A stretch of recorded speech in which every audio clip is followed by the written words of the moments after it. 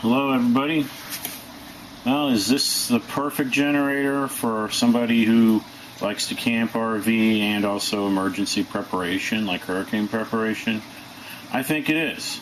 And we'll take it outside and test it also so you can see how it works. I just bought this Sportsman 2200 watt sine wave generator inverter.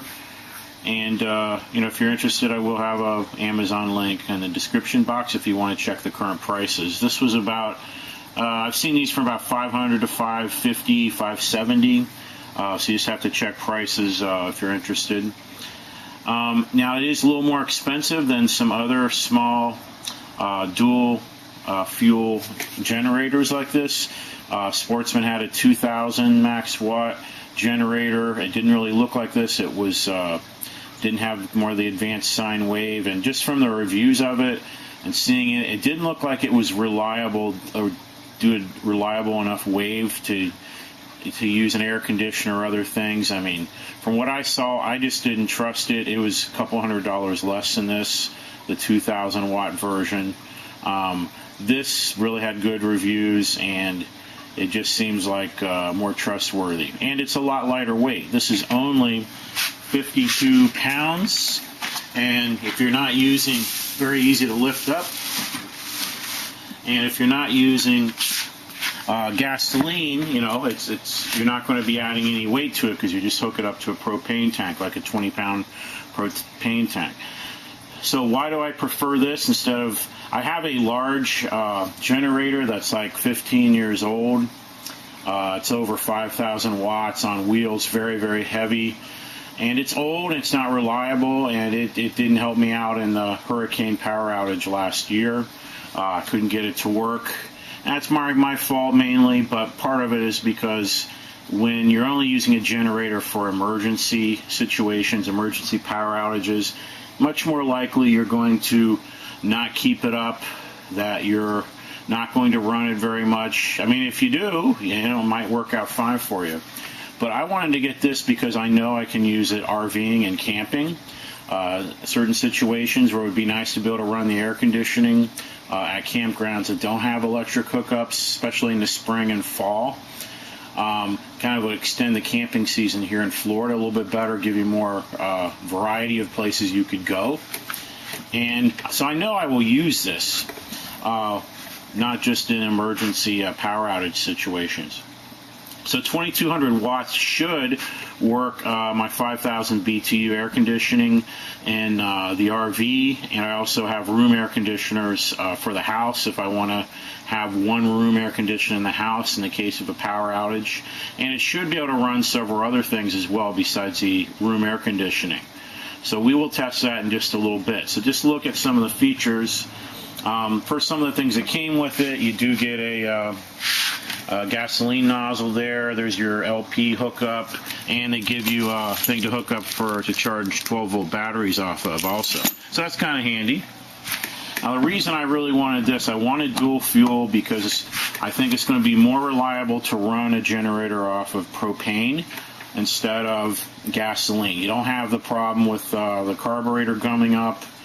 It's not that I would never use this with gasoline. I have a few 5-gallon containers out there, and if we have a hurricane coming, I will fill them up, and I will definitely go to that if I run out of propane.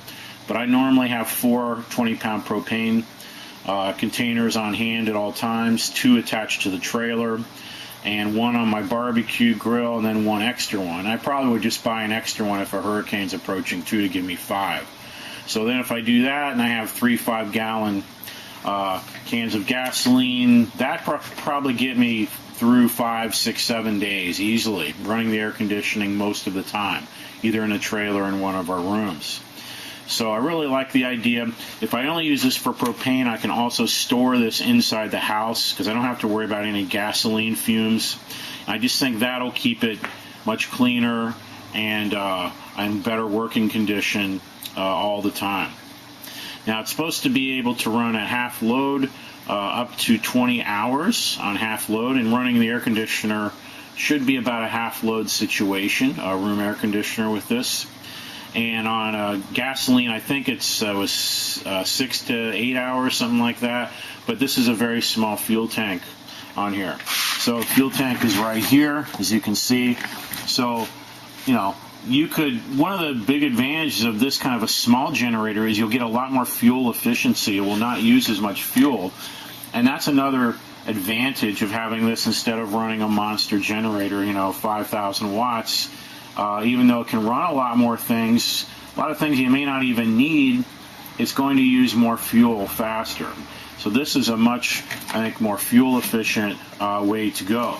Now if you look at some other things on here, here's the pull cord right here to start it up. I've got to put the oil in. I haven't done that yet.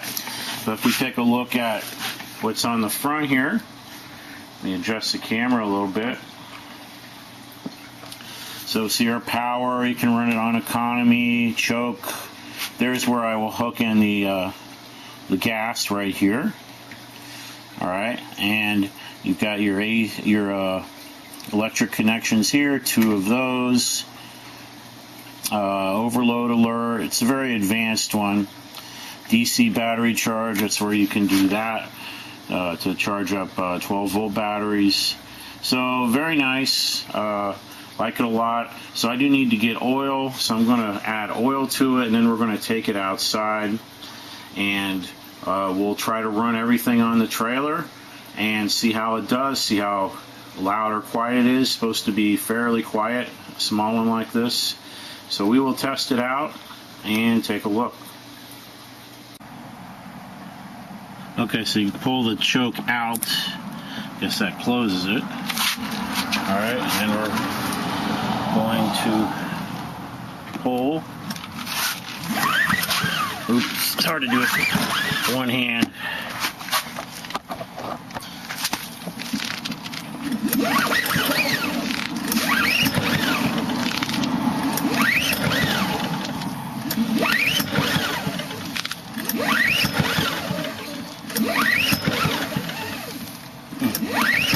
Doesn't start real easy.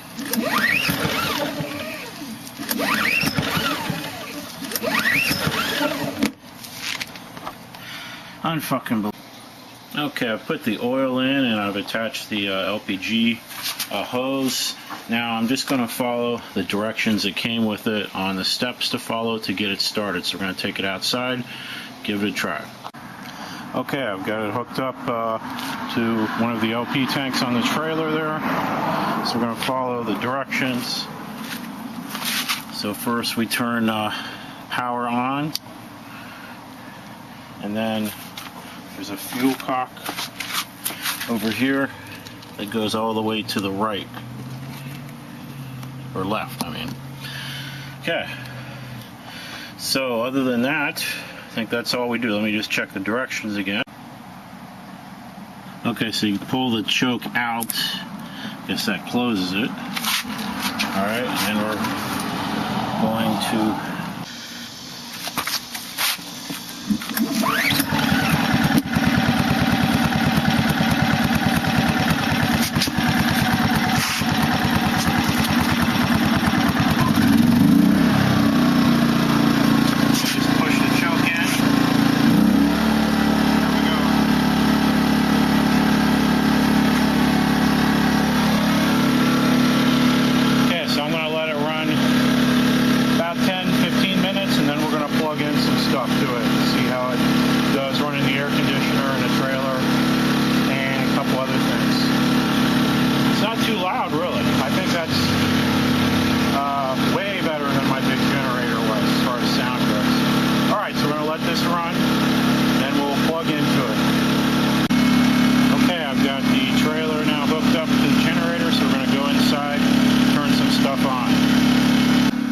so we're inside. So first thing, we're going to do the 5,000 BTU air conditioner. So let's try it.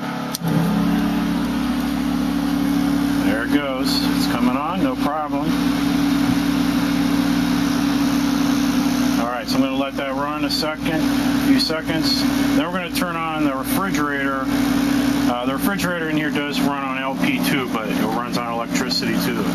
So we're going to see if this can take both. So we're going to turn it on. should switch itself to the AC if it's working properly. And it is. That's on the AC. Okay. So it's running both the fridge and the AC. And now I switched it on economy, so if you turn it on the regular, you see it uses more power. But if you want to save power, you switch it to economy, it'll only use the load that you need. And the air conditioner is running. So it doesn't need, obviously, nearly a full load to run the air conditioner in this trailer. So you got plenty of power still available. The sound noise, the volume of the sound also. Okay, I'm going to turn the fridge off and try the microwave. So fridge is off. We're going to try the microwave. And we'll do 20 seconds. Here we go. It's going.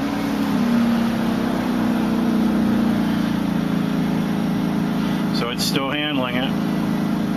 I don't know if I would want to do the fridge on, air conditioner on, and microwave at the same time. I could try it, but I don't think it normally would be necessary. I could turn off either the air. I could turn off either the air or the fridge if I want to do the microwave. Because even though if it might be on the edge of handling it, I don't think that I would want to take the chance of just it going out, then I have to restart it. So it'd be easier just to turn the fridge on. So I'm going to turn the fridge back on again. Let's run. We got the water pump. Well, that runs off the battery actually, so that won't matter. Okay, so it's going back on the fridge. So this is doing what I wanted it to do. This is exactly what I wanted to do, and if it can do this, it can definitely handle a room air conditioner in the house in one room, and it should be able to handle the refrigerator too in the house. Although in a power outage, I might bring out stuff out here, I don't know, but it should be able to handle the fridge in the house and the one room air conditioner.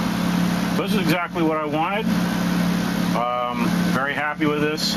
I'll update you as I use it if there's any issues or problems. But this is exactly what I was hoping for. It's small, it's lightweight, it uses clean LP gas, which is easy to take camping because I have 2 tanks on the front of the trailer anyway. And for any emergency off-grid situation, this will run what I need it to run. I don't need it to run that much, just air conditioning in a room or this trailer and a refrigerator. Maybe just a few small devices, that's it. Because I have solar power also, I can charge things, electronic devices off of that. So again, if you're interested in checking the price on this, check the Amazon link in the description box below. But I think this is a perfect generator really for most people's uses. If you want something for power outages and for camping, I mean, I think this is the right generator. If you have a small trailer, probably even larger trailers, this would work for some of your larger trailers, not the really big ones that have got 2 air conditioners on top. It may not, I don't know if it would handle that very well or not. But for a small trailer, this is great. All right, so if you have any questions, feel free to let me know, and see you later.